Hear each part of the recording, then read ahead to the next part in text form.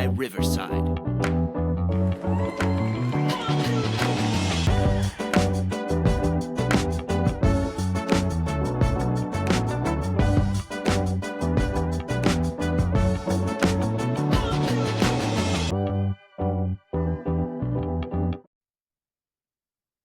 Hi, everyone, and welcome to another episode of Leadership Bites podcast, where we share the inspiring stories of current and emerging women leaders across diverse backgrounds, industries, and career stages. Today's conversation is a timely one that will focus on guidance for associations and other types of nonprofits in what most people would agree has been a challenging time in the nonprofit community. So today, I am very pleased to welcome some experts in this space. Fatima Goss-Graves and Stefanie Reeves. Fatima Goss-Graves is currently the president and CEO of the National Women's Law Center, president of the National Women's Law Center Action Fund, and she is also a co-founder of the Time's Up Legal Defense Fund. Ms. Goss-Graves has a distinguished track record working across a broad set of issues that are central to the lives of women and girls,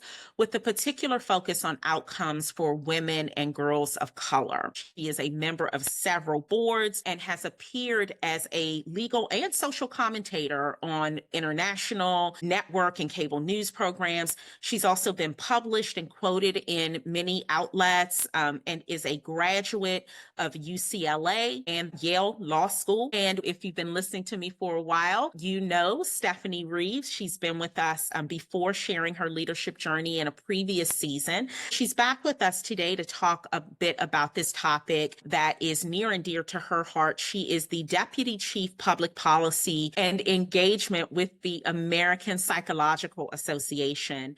In this role, she works to advance psychological science to increase access to mental health services and combat discrimination. She was previously the executive director of the Maryland Psychological Association and holds a master's in government from Johns Hopkins University, as well as an undergraduate degree in psychology from George Washington University. Stefanie is a certified association executive, and she is a fellow of the American Society of Association Executives. I want to thank you both. I'm very honored to have you with me today.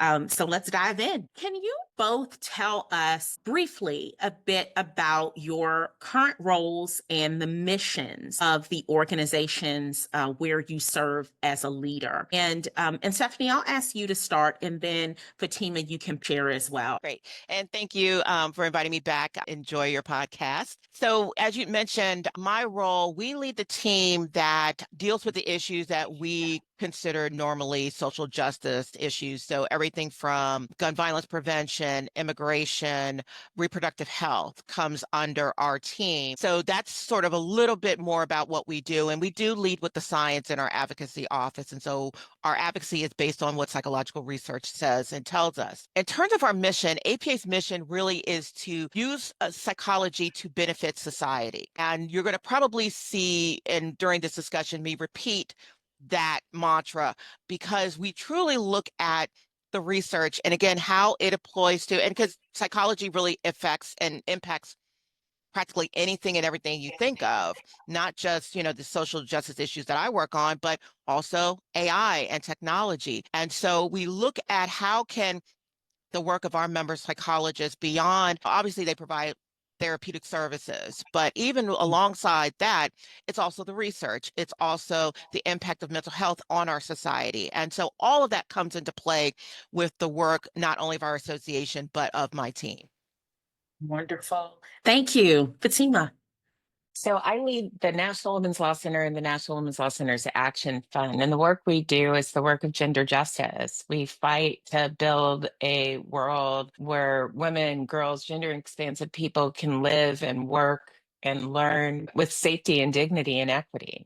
and we do it in the courts. We file litigation, are advocates for legal and public policy change at the federal and state levels. And we try to meet people where they are, which means we engage in research and communications campaigns and storytelling in ways that make what can sometimes seem wonky and technical issues come to life for people in their lives. That's awesome. Awesome. Thank you. And I'm going to piggyback on that by just asking you first, and then Stefanie, of course, chime in. What drew you to the nonprofit leadership space, and why do you think that in the midst of all the challenges that come with nonprofits, why have you stayed? Well, I don't know that I saw myself necessarily as I want to work for a nonprofit. I saw myself as wanting to do the work of justice, wanting to be a civil rights attorney, wanting to actually use the sort of rules of the road, the legal tools that are foundational, I actually think, to a democracy to improve people's lives. And nonprofits are sort of the container of that really vital social justice work. That's awesome. All right. Stefanie? So as far as advocacy goes, I think as Fatima pointed out, it really is a way to impact change. And I think it's a way that unfortunately is not utilized as much as I think we would like to see. And so this was one way I can contribute to society. What drew me and what has kept me in the nonprofit space is that I found a home here where I could touch pretty much every aspect of an association. And I think that's what makes it so dynamic. Yes, I'm in advocacy, but as you previously pointed out, I was executive director. And through that was also able to, I learned about membership, recruitment and retention, and, governance, and, what makes a successful meeting in terms of not just the education, but the logistics.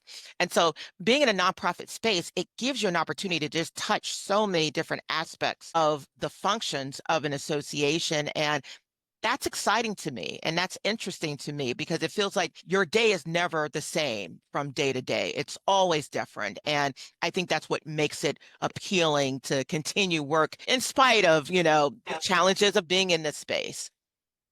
Yeah, totally agree with that. We're in this time where it's pretty significant social, economic, and even political change. I'll start with you here, Stefanie, and then Fatima jump in. How are you each seeing these shifts impact on the nonprofit sector broadly from your vantage point? I think what I am seeing is increased engagement with advocacy. I've had people who probably I've had to explain what I do several times over now say, oh, I finally get it. And so I think what you're going to see is not just those of us who are on the front lines of advocacy, whether it's on the Hill or in the States, you're going to see a lot of our members who always said, well, someone else is going to take care of that part. I'm not a political person, are now saying, oh, I really do need to pay attention to what's going on. And so I think it's something that we saw before, but I think this has amplified it even more for people who never thought they could get engaged or get involved to now really sort of just say, I do have a role in how all this is playing out, and I want to make my voice heard. Well, it's so interesting that this is just a volatile time and really, really hard for a lot of people right now, both people who work directly in nonprofits, but also for the many people that we serve. And so I just want to name that because I don't think I've seen anything similar to this in my career. We both have many types of nonprofits who have abruptly and unexpectedly have had their funding dramatically cut based on the work that they do. We are constantly hearing from people who support survivors, people who support victims of crime, people who do job training work, that their grants were pulled and frozen and cut from the federal government. And they didn't expect that. That wasn't on their plan. And nonprofits operate on really lean budgets. Yeah. So they're upended. But the other thing that I just want to name that's happening right now is a whole lot of fear that people are moving through. And that fear is not knowing if the work you do, your important mission, will make you a tremendous target and subject to punishment or retribution of some sort. That's really scary for people to lead and work through. So, whenever I see someone who is doing this work in this time, I can't help but think, I know that your task is hard always. It just got harder. And folks are absorbing that right now. Yeah. Yeah. And how is your organization staying in tune with the concerns of your stakeholders? Yeah, well, so first of all, you have to understand our stance as the National Women's Law Center in this time. We are litigators, we are advocates, and our very democracy and the role that women have in it is our core mission. And so we're putting that front and first, right? If you start there, that is our work, it makes it easier for everything else. But that also means that we have to ready to be subject to retribution, that we have to prepare ourselves for that and our staffs for that. It also means that we are an organization that can be a fighter and a voice at times when many cannot, right? And that is our task. We're an organization that has filed a lawsuit together with others against the anti DEI executive orders. Successfully so, might I add. Courts have said that we were right and that their interpretation of the law is wrong. We're an organization that has been providing support and resources and advocacy for those who've had their funding cut unlawfully. And we're an organization that has been helping organizations that did not necessarily plan for this time. What we're experiencing in the United States, when you look at it in a global context, it's actually not that unusual. It's actually very typical. There are roadblocks that come in the way, and there are roadmaps that leaders follow. And so, in some ways, we were not surprised by many things that have happened, but that does not make it easy. And I feel like I just keep needing to say that to people. I understand what you're experiencing. The volatility, the pain, the worry is not easy. And there may be tools that you have to do that really hard thing, which is be courageous in this time. Powerful.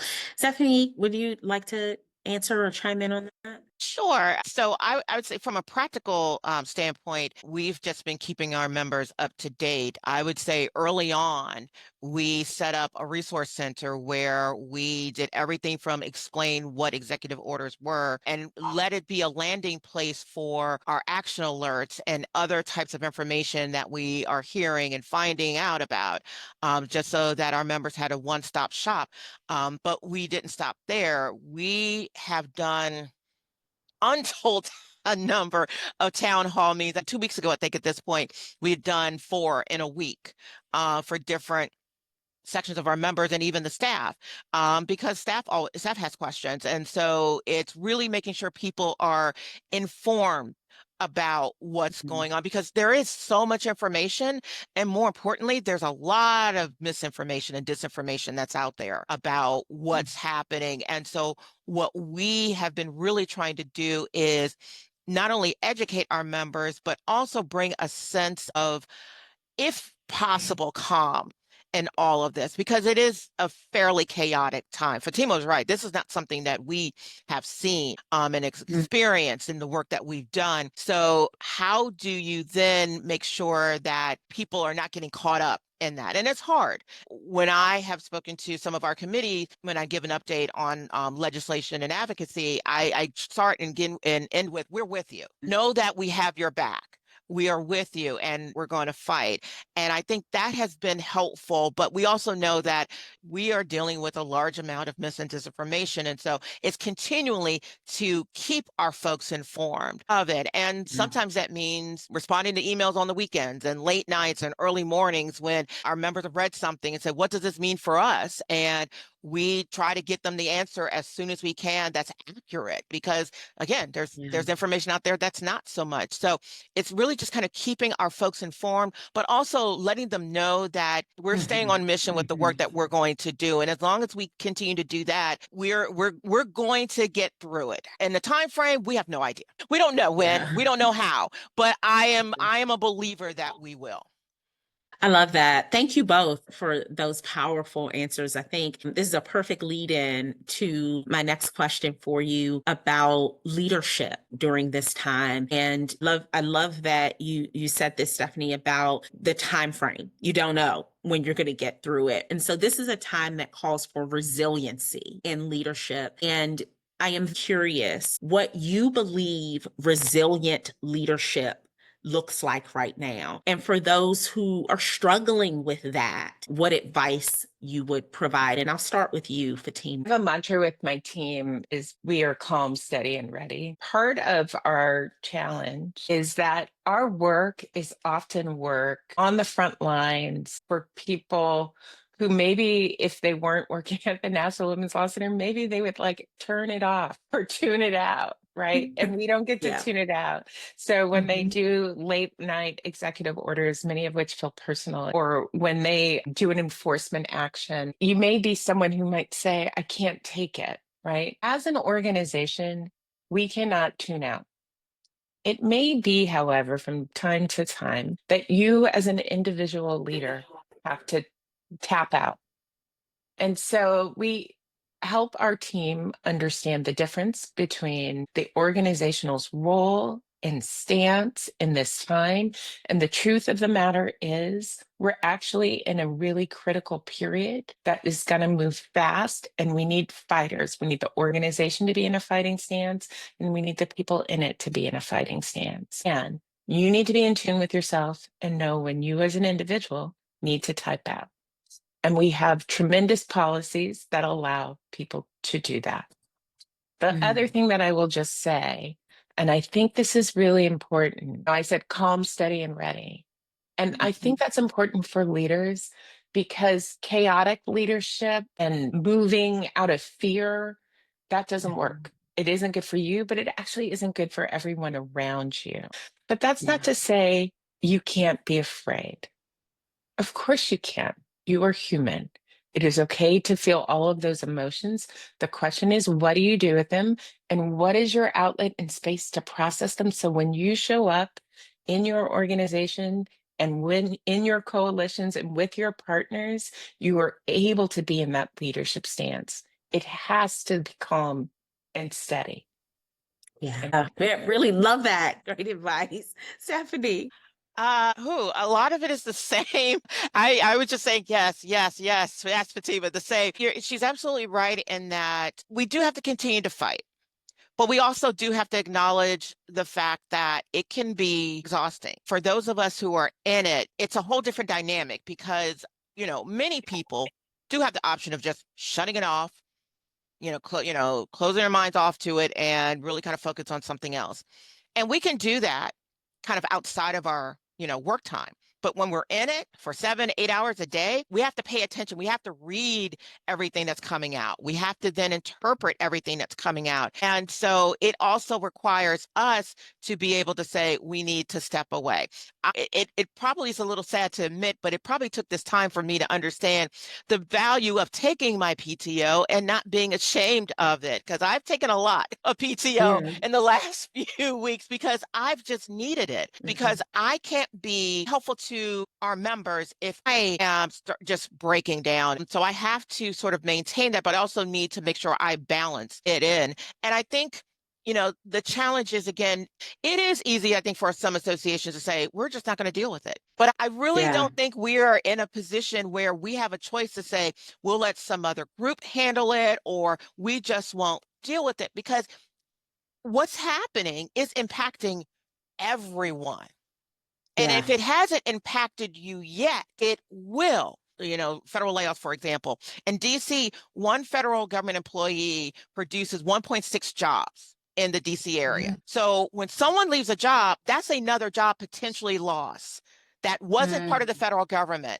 that had nothing to do Yeah. with it. And so Yeah. really the impact is so widespread. And I think acknowledging that it's hard is helpful. Yeah. Because also when someone asks me a question, I don't immediately have the answer. I am not ashamed to say, I don't know, but I will get you the answer to that. And because that's Yeah. all I can do. Because if I stress myself out to say, oh, I don't have the answer, then it's not helpful. So it's really us digging in and finding ways to support the communities that we're supporting, but also knowing that for those of us who are in it, we have to also be able to take care of ourselves. And, self-care is very important, particularly at this time for those who are going to be leading that charge. What are some of the ways that you both are decompressing? If there are leaders listening who haven't been doing such a great job with this and are maybe looking for a few tips, what are some of the things that you're doing that are helping you to find that balance right now? Well, I am one of these people who processes a lot of my stress through working out. And so and I have come around over time to believing that it's almost meditative for me. And so I'm a big Peloton person, big Orange Theory. I like running. And it makes a difference when I'm not able to do those things. I see a giant difference in my health and well-being. But the other thing I do is I live it with a family, and we don't only talk about politics. We love art and music and culture. We laugh and find joy. We dance. And so I I hope that people don't let that go. I see so many people who, when I see them when they're like, "Hi, how are Mhm. you?" and don't even feel like it's okay to express joy. That is Yeah. the last thing that I'm going to let somebody else ever take from me. Joy comes from within, and you have to cultivate it and work on it. And Yeah. that is what I do. I agree with not letting someone take your joy away from you. And I lean into that every single day. I have two little dogs that make me laugh every day because they're the silliest dogs ever. And I also lean into what brings me comfort. Old episodes of The Simpsons, Parks and Recreation, which is so weird because it is a show about government, but it is the Yeah. least government show you'll ever see on television. And really just sort of just leaning into, Fatima's right, I'm leaning into my joy. And there's nothing wrong with leaning into your joy and whatever that means, whether that's meditation, prayer, all of the things. Don't be ashamed to smile in the midst of everything that's happening, because that's the desired effect, to keep people Hmm. sad and downtrodden and, oh, woe is me. And it's not to diminish that. We do feel that those are valid thoughts and valid feelings. But at the same time, there are things that I think brings us joy every single day. And for us to maneuver through this particular time, we need to lean on what brings you comfort and self-care. And it looks different for other people. And whatever it looks like for you, lean into it heavily, particularly at Hmm. this time. Because again, we can't function and move forward in this fight if we are downtrodden and we're tired and don't have the motivation to move forward. Stefanie, something you were saying about really leaning into that joy and taking care of your mental health triggered a question for me. You are with the American Psychological Association. Are you seeing, in terms of your industry, a greater desire from the general public right now for mental health services? Are your members seeing that? Well, we've been in a mental health crisis, I'd say quite honestly, even before the pandemic. And what's happening now isn't obviously very beneficial to anybody's mental health. We've actually had members who have gone, particularly local in the DC area, have gone on local news to talk about the impact of, just everything on someone's mental health, and have been provided resources and encouragement to seek out support. Um, I think what our members are seeing is basically continuation from all the other things. This is just another stressor, unfortunately, that people are contending with. But I think it also brings up a good point that when we're looking at all of these different things, is that we also need to be mindful of our mental health. And this is sort of an extension of that self-care, in that the livelihoods of many people have been impacted. And that is a stressor. And we know Yeah. that stress can lead into particular health problems and mental health problems as well. So our members are impacted on a variety of different areas. You know, research has been cut, funding for research have been cut. There have been positions that have been cut, and all of that is, you know, will lead to this down cycle of, if we don't have enough providers in these areas, then for those of us in the general public who need services, where are we going to access them from? So our members are feeling it not just as, you know, members of the community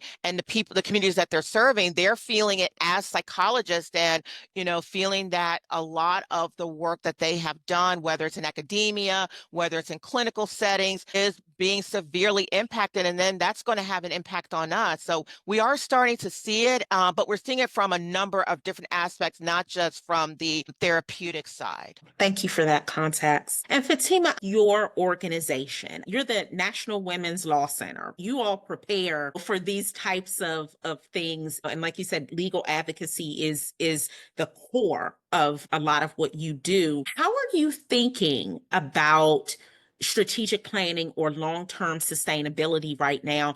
And how are you encouraging different organizations to approach that? Is there any difference now in what you're recommending versus what you did before? So we have a long range strategic plan that is very high level. And I think that sort of level is appropriate so you don't forget what are you really aiming towards. When you're in a defensive posture, it can be easy to lose sight of that. And we did a lot of detailed planning for this year.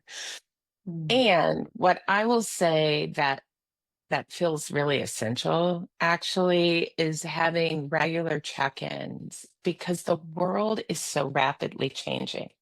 Some of the things that we predicted would happen this year and that we were very sure about in January haven't come to pass, and maybe they won't. And there are certainly a set of things that have happened in rapid time and we didn't predict them at all. So part of what I would say is actually really important in this time is having some sort of regular way to check in and say, are we still heading on the right track? The strategy we thought was the strategy, is it still the one? Because you're gonna have to be able to pivot. You're gonna have to be able to be nimble. I guess the last thing that I would say is you want to be able to next year really keep going to what is the thing that I really hope we have done and preserved in this period. And so you got to keep asking yourself, if I do this, will we have actually really preserved this thing? Will we have actually really accomplished this thing? And so, yes, you always check in on your planning. You have to do it in a more serious, rigorous, and coordinated way right now. You both bring such thoughtfulness, to these approaches. Your organizations are very fortunate to have you. Are there any leadership lessons or tools that you have found yourself leaning on a bit more heavily lately, whether that's personal or professional? Yeah, I actually think the thing that I have learned right now is that things can happen far faster than I ever imagined. And so that's very studying for me to understand that this period really matters. And so it's okay to lean in. I've had other periods where I have been able to have a different cadence. Right now is a more intense cadence. And I actually think it would be a mistake not to name that and understand that. The leadership thing I'm probably leaning on the most right now is relationships. They matter. Being in relationship across movement, being in relationship with my team and my staff, it matters. And, you could write the best policy and the best brief. Relationships are always going to trump any strategy in the end if they're not well tended to and watered. And that's the one I'm focusing on now. Yeah, that's so good. And this is going to sound strange, and my hope is obviously it won't be offensive, but reflecting on this conversation that we're having, there was something we always said during the pandemic, that we are building the plane as we're flying it. And that analogy seems to be really applying. It's almost as if the pandemic and everything that we've learned from that has been helping us maneuver through this, because as we pointed out, this is This is unprecedented in terms of how we've been able to, what we've seen and how we're dealing with our work because of it. And so the flexibility of, just being able to adapt and not always wanting to adapt quickly. It's that, do you want to be first or do you want to be right? And knowing that all these changes are happening and they're happening fairly quickly, it's for us to really give ourselves permission as leaders to say, "Oh, yes, this thing has just come out, but let's slow the roll a little bit and see what they're actually saying, because we don't want to be reactive. And, a lot of it is not by even choice.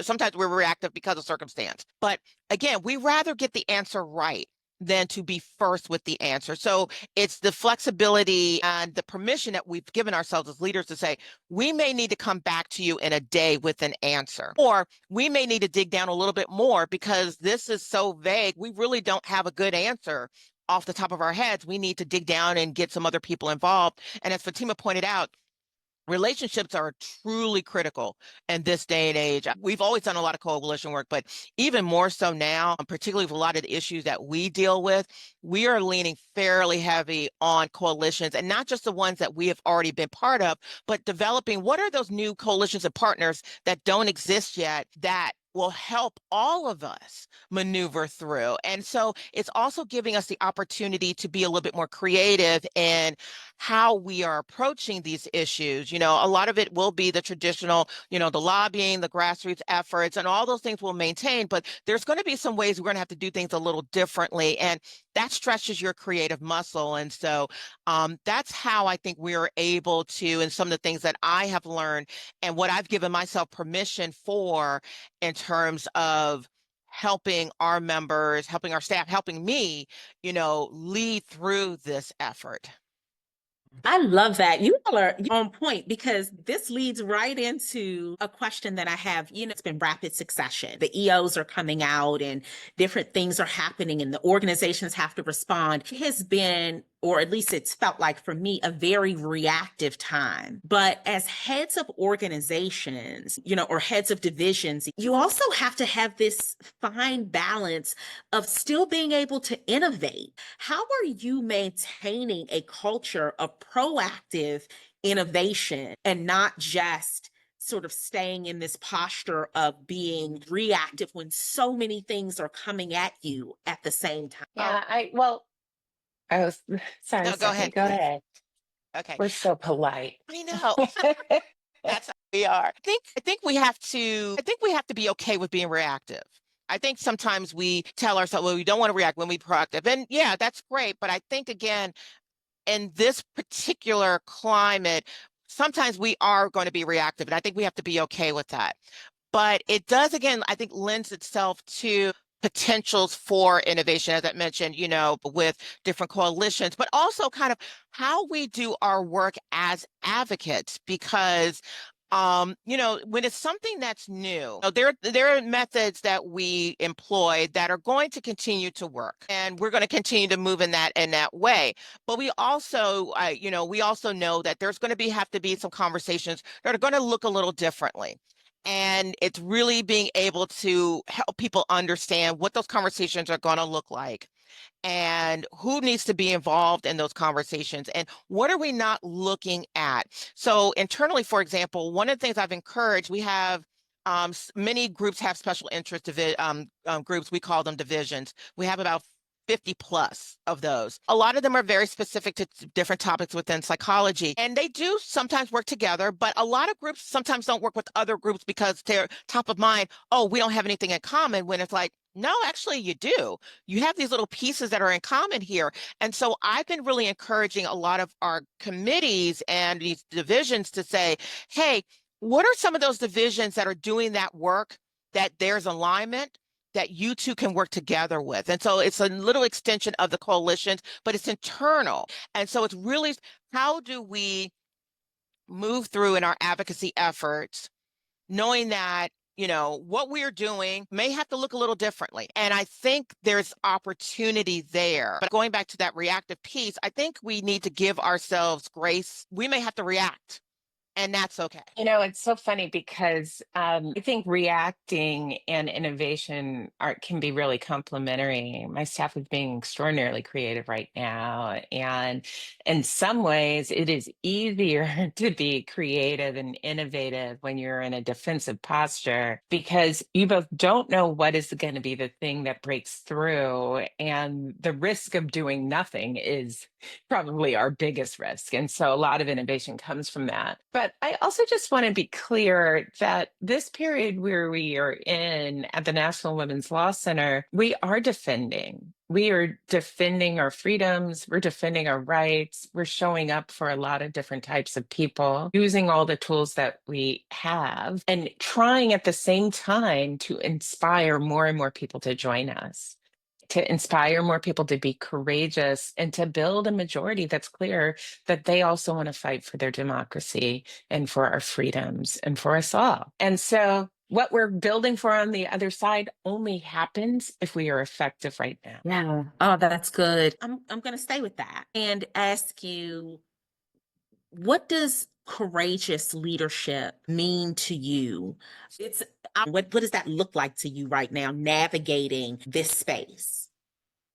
I believe it takes a lot of courage to do the thing that you think is right, even when it's maybe not popular, or maybe comes with risk, or maybe is hard. And so that's how I try to lead.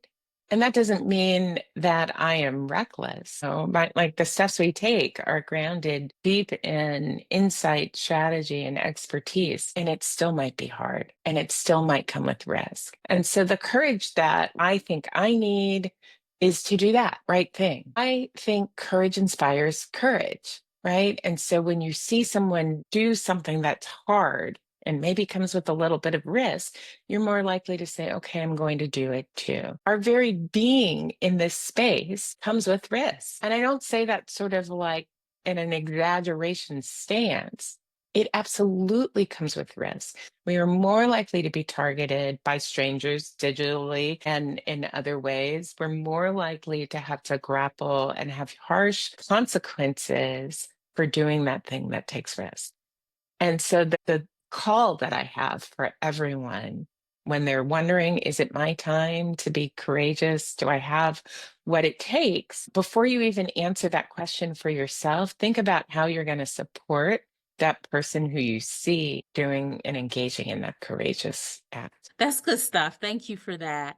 Stefanie, do you want to weigh in? I always tell our members, if we're not doing this work, who's going to do it? And so I find that it is part of my responsibility, not only within APA, but also within, the field of mental health, to other association professionals.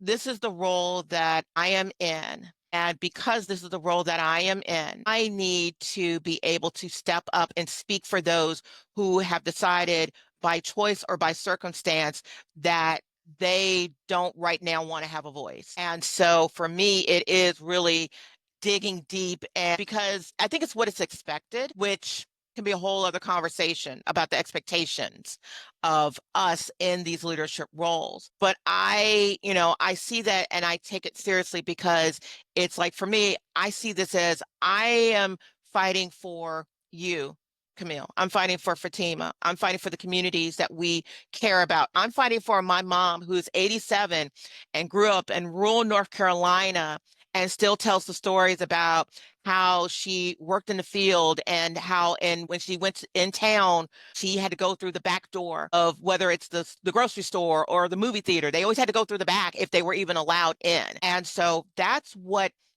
continues my group chat, BBI. I work and fight for them. And so for me, when I get fearful, when I get downtrodden, when I feel tired, I remember that I have a community that I need to work for, in collaboration with the others that are doing this work as well. Because again, if we're not doing this, then who fights for our communities? I thank you both for for those sage answers, because I think these are questions that everyone has right now, but particularly women who are in leadership. What does courage look like? How far is too far? What should I be saying? What should I be doing? It's something that organizations are navigating, but it's also things that we as individuals are navigating. It's funny, you were scrolling on LinkedIn, see a post that resonates with you, is something that you would have freely liked a year ago. You find yourself second guessing, like, should I? And so some of this is just still having courage to show up as your authentic self, despite the evolving climate. And that is a daily act of courage as well. So thank you. And I'm going to pivot a little bit, and just as we approach our time together, and ask you, what's one thing that is giving you hope right now? And I'll start with you, Fatima. The thing that's giving me hope are the many courageous people, and they're all unexpected, whether it's like a faith leader or a governor without a beat speaking up, or the many people who just decided to organize their neighbors and friends. That's what's giving me hope. It reminds me that I'm not alone and that winning is possible. That, Stefanie. What gives me hope is it's the community building that we are seeing on various different levels throughout this country, because community is going to help get us through this. And again, going back to, my mother and hearing about the Great Migration and all from the South, knowing that in some ways we've been in this position before. It looks different now, but we've been there. And so it gives me hope to know that there is a previous generation or two that have gone through something similar. And despite that, they still had joy, and they still worked, and they still got through it. And yeah, we may be in a different time and it looks different, but it kind of feels different. And I am hearkening to see all the community building that's coming out of this of the time. Yeah, I can't remember who I heard this from. I'm sure it was somewhere on social media, but someone said community will save us. Community is what will save us. And I believe that. I firmly believe that. And I am also going to ask you both, if you could go back and tell yourself one thing at the beginning of your leadership journey. Think Back to the Future, which, if you listen to the podcast, it's one of my it's one of my favorite movies. It's deliciously 80s and I love it. But if you could go back in time and tell yourself one thing at the start of your leadership journey, what do you think that thing would be? And when again, we'll start with you, Fatima. Well, like many people, I'm sure, especially in the early days, I had huge imposter syndrome. So that thing would probably be a reminder that you belong in every room and people need to hear your voice. Be brave. Leadership is very fickle. It can be very challenging, but be brave. Short and sweet. I love it. All right. And all right. As we come to the close of our time together, I will ask each of you, how can our listeners support the work that you're doing or get involved in other meaningful ways? I hope people find us at nwlc.org, where you can take action with us, where you can donate, and where you can stay up to date on the wide range of things that are happening right now. And also follow us on our social channels. We're on Instagram, we're on Blue Sky, Facebook, and you can follow us on LinkedIn too. So join us, be a part of us. And I will say the same. We're apa.org, particularly if you want to know what's going on with psychology and everything that's happening with this current environment. Check out the Resource Center, which is at the top of the page. We're also on the socials. Also, we have a podcast where many of our member experts talk about everything from why do we cry to social media and all these other broad topics. And so if you want to know what psychology is doing and will continue to do and follow the mission of our organization, go to our website and learn more at our resource page. I am so honored that you took time out of your busy schedules to join me today, and to pour out your wisdom for our listener community. It is my hope that these words of encouragement and inspiration will get out to a lot of people. So I'm very happy that you were able to be with us today. And listeners, thank you as always for joining us. And I will be back with you in 2 weeks with another episode of Leadership Bites. Until then, thank you all and have a great day.